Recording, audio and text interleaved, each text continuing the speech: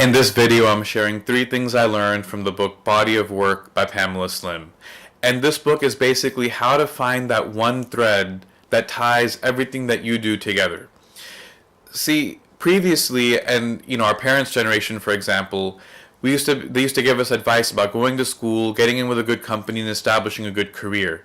You would go in, you would get trained, and you'd slowly get promoted and move up and grow and develop. And at the end, after 20 or 30 years or whatever, you'd get a nice pension, retirement, and you'd have this entire career to look back on that you had built, and that was kind of what you left behind, and it was fulfilling, satisfying, all of those things. But now times are different. See, now people go to work and they work for a company for maybe 2 or 3 years, and then they switch, and then they go somewhere else. And they're not just switching from one company to another, but they're oftentimes changing careers. And even if they don't want to change, we have a lot of layoffs and things like that environmentally affect us, and we're sometimes forced to. And so now we have situations where they'll say things like, I'm an accountant full-time, but on the side, I'm pursuing a photography business. Or I'm a data analyst, but I'm also trying to write a novel. Or I'm a project manager, but I also volunteer doing, for a particular nonprofit. And so we have what we do, but we also have the other things that we pursue on the side. And a lot of times they seem very disconnected. Nothing is tying them together other than the fact that it's simply the same person doing it. And so this book is basically a playbook. It teaches you how to go through and assess your relationships, your inventory of skills, and all these different things to find the commonality in what you do. And so the 3 things that I took away was, number 1, obviously, is the idea, the mindset of creating a body of work. In a body of work, what Pamela Slim says in the book, it's basically everything that you create, that you contribute, tangible or intangible, at the end of your life, that is your legacy.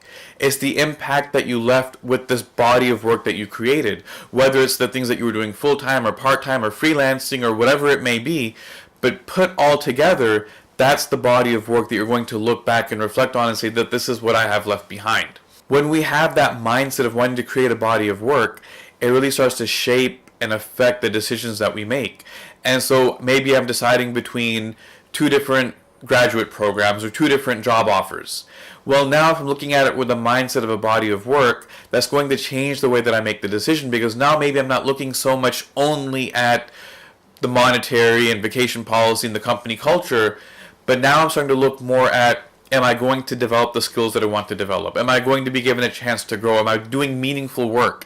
Am I serving the type of people that I want to serve? Am I solving the types of problems that I want to solve?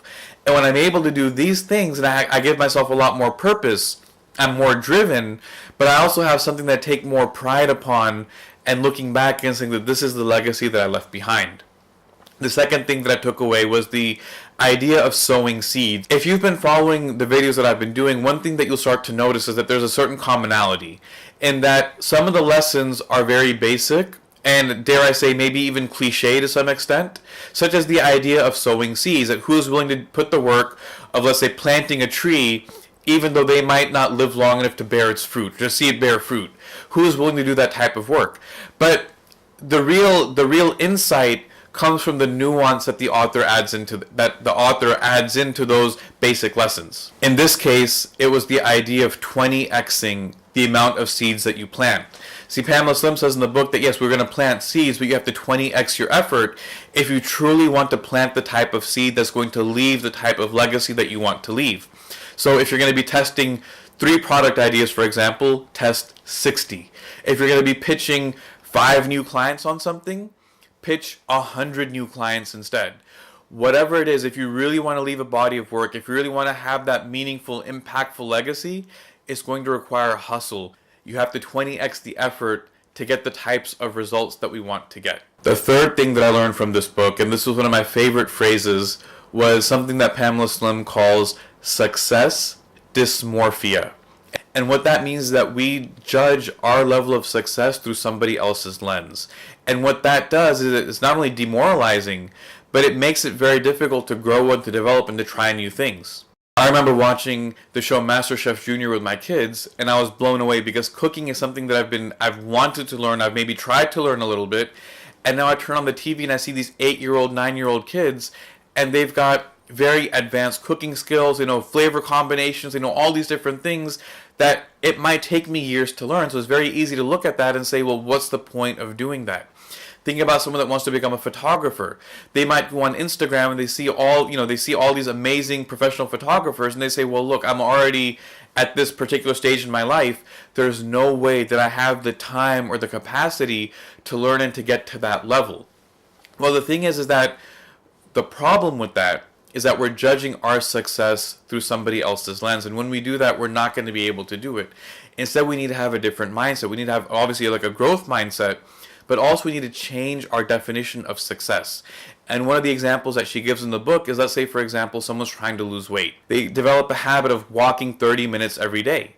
Now, it's very easy to say, well, okay, I'm still overweight. I'm still not in the shape that I want to be. And I look around and I see all these other people at the gym or whatever, and they're in that peak prime physical condition that I want, or the physique that I want to have.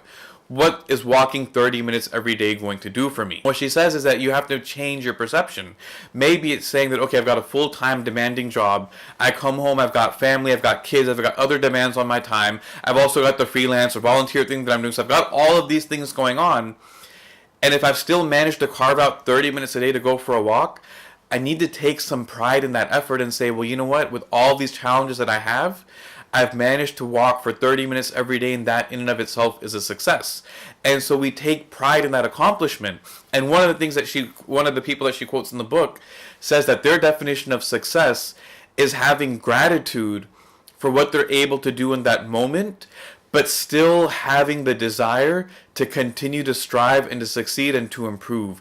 And that drive to continually improve, that in and of itself is success. And so that's 3 things I learned from the book Body of Work by Pamela Slim. I've got a link to get the book in the description below.